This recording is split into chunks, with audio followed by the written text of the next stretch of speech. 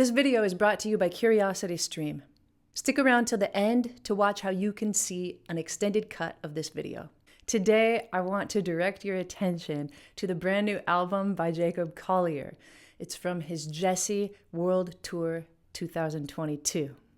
The idea behind the album was that every night on tour, in a different city, of course, Jacob would sit down to improvise a solo piano piece with his singing at the shows that he played.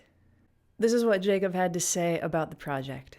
Ever since I can remember, I have derived a vast amount of comfort and joy from sitting at the piano and improvising. I have long dreamed of sharing an album that lives in that world. This year, I set myself the challenge of playing a spontaneous rendition of a different song every night on tour, with the help of my extraordinary musical audience. He says extraordinary. These 11 are amongst my favorite postcards. I'm so excited to share them with you all. That's exactly how we should think of them. He's been to different cities, and it's his version of a postcard that he's sharing with the entire world from his tour. And I love that he went into his tour with that in mind. Today, I'd like to take a simple yet extraordinary device that Jacob used on his very first track of the album, Every Time We Say Goodbye. If you haven't noticed yet, Jacob Collier loves to modulate. Merry Christmas, Merry Christmas. He loves to take a common tone and keep it through several chords. He loves to take a tone and change it up and down through several chords. Maybe you've heard him say before that to him, harmony is about finding a place where you start, having a place where you end, and the possibilities of getting from point A to point B are absolutely endless. You can tell throughout the entire album that Jacob loves exploring with harmony. He loves exploring with rhythm. He loves exploring with his audience. He just loves to play. That's why I think it's cool that he said he's been excited to just live in the world of creating a piece that he sings and plays piano on and totally, completely improvises. I have no doubt that he didn't practice these songs other than to maybe decide what key he wanted to sing in most of the time. Here's the device I'm going to show you today.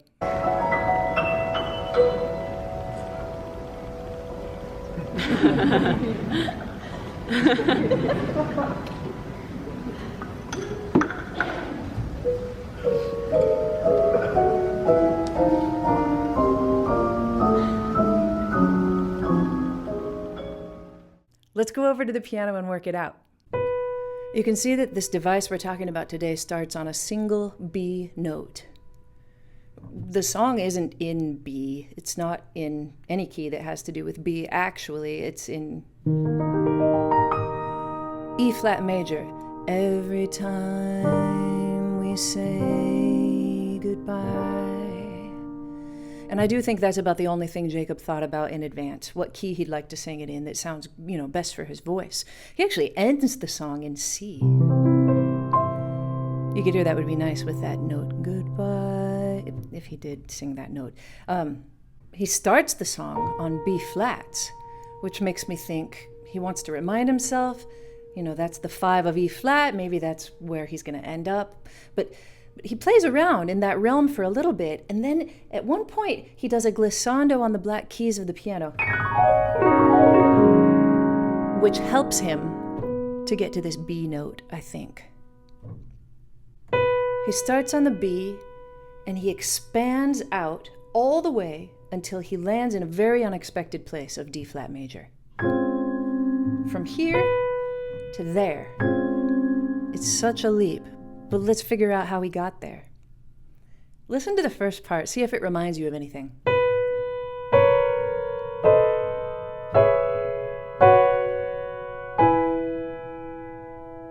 That part has, there are some interesting things going on in it, but it's not super crazy. And to me, it kind of sounds like the opening to Polka Dots and Moonbeams. A country dance was being... That's where it ends, but being held in a garden. Do you know that tune? Such a beautiful tune. But of course, that's not what Jacob's doing here. But I kind of think he was thinking about that tune when he opened this. Let's see how he gets from there to here. Now let's notice the lower note. We have. And the top note? Top note stays in E major. Bottom note is chromatic. And now it's in E major. And in between, we go on a tiny little journey. Now, if I've gotten any of these notes wrong, it's my fault. I did my best to hear them the way that I thought he played them. So that's the way I've written them. At first I thought it was just this, but the more I listened, I could tell that there was a B in there as well. So it made me think that he was going to keep the B the entire time. He does keep it all through this first section, which is lovely. So it's that love of keeping a common tone that Jacob uses all the time. So here, for our purposes right now, we're going to call this F sharp because it leads to B, or B7. It's the function of B7. There's an extra note. We'll talk about it in a second. And then here, we're going to call this E major for now. And then here, we're just going to call this B, and we end up at E. Our ears can follow this, even though there's some crazy color tones in there, beautiful color tones. Even this, we can totally follow it. It doesn't sound that foreign to us. But here, it's a complete surprise to go from all of E major all of a sudden to F7. It's a huge surprise. Nobody ever does it. Jacob did it. He's still taking this contrary motion. So we go from here to here. That's chromatic in both directions. But to me, this is one of the things that Jacob does to us that it's just a lot to take in. For him, it's not a lot. But I like that he uses a few tricks after he completely shocks us, by moving from here to here. When he gets to the next chord, it's very consonant. B flat major in its first inversion. And then we just have, it's like C, right? But there's no other note except for the 5 in there. In a second, I'll call that C5. Then we go to B flat again. And we think, where is he going to take us? So we've started in E, we've moved to B flat. I mean, that's about as big of a move as you can get, right? From the 1 to the tritone of the 1. Let's listen again.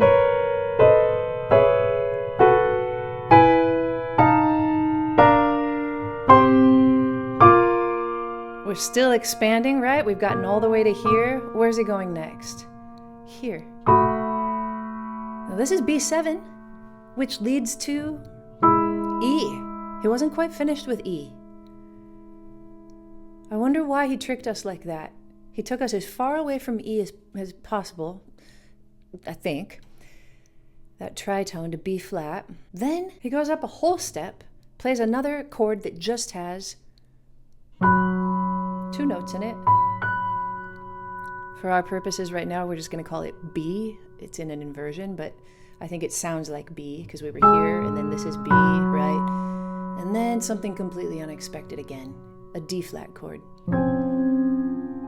He might have an octave here. I'm not sure.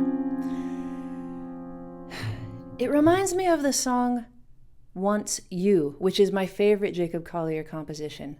Let's listen. Once you listened for someone, a voice to calm your aching heart, and I told you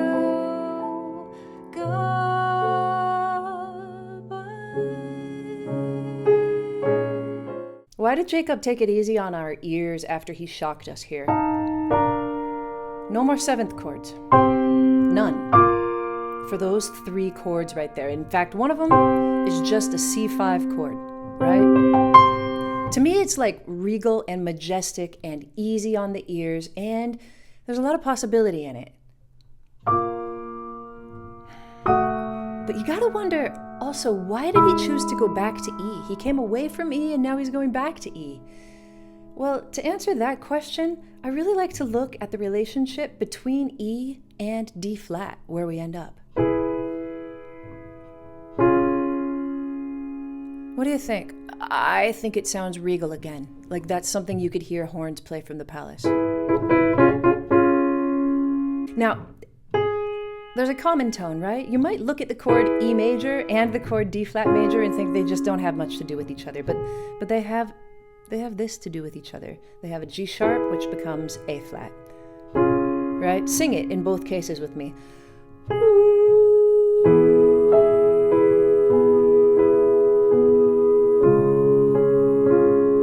It's such a beautiful relationship, and I don't think he was ready to abandon it yet.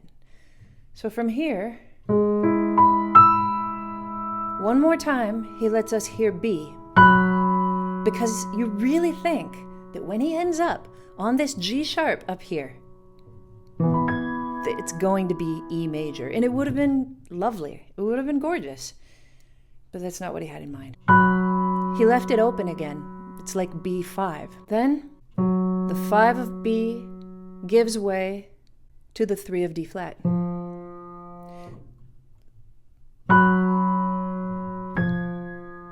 Right? Instead of having it go,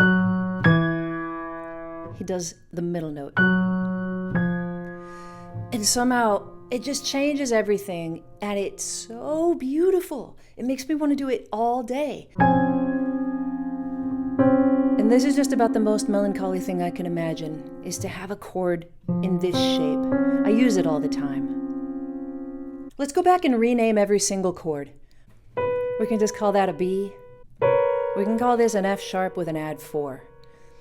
I might call it F sharp sus, but oftentimes when I do a sus, I've got another note in there besides that, and we've also got the third, so I like to say add 4 because it shows that we do have the third, we're just adding the 4 with it.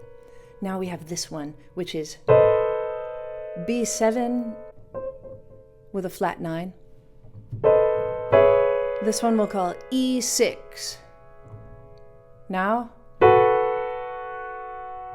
this is like, it sounds like a B chord and it is leading to E, so we'll call it some kind of a B chord. I think we just call it B7 minus 3, most likely. This, simply E, F7, B flat, C5. That's the way to notate a chord that has no third, is to just put a 5 by it. B flat major,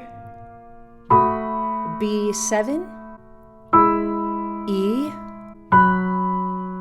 B minus the third, and D flat major 7. This use of going in a contrary motion like this can be a way to take you from somewhere to anywhere. Let's just make up our mind that we're going to start on middle C and make a way to end up in the key of A. How about that? So if we did the same thing,